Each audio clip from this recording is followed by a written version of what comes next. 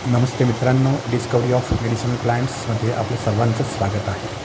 आपण समोर पाहत आहात की पावसाळ्यातच उगवणारी एक रानभाजी आहे किंवा त्याला कॉन्डिमेंट म्हणून सुद्धा वापरलं जातं. याच्या दांड्याची चव आंबट असते आणि ते आंबट दांडे खास करून मच्छी करी असेल किंवा क्रॅब करी असेल त्याच्यामध्ये आंबटपणा येण्यासाठी वापरलं जातं.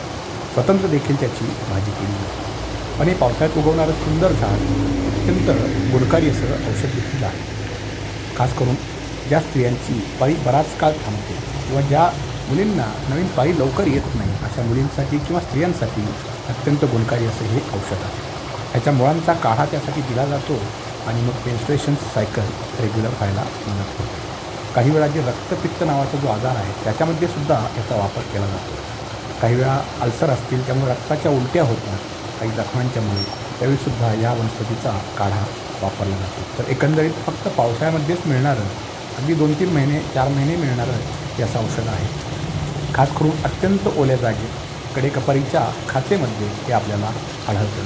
निश्चितपणे बघा, निसर्गाचा आनंद घ्या.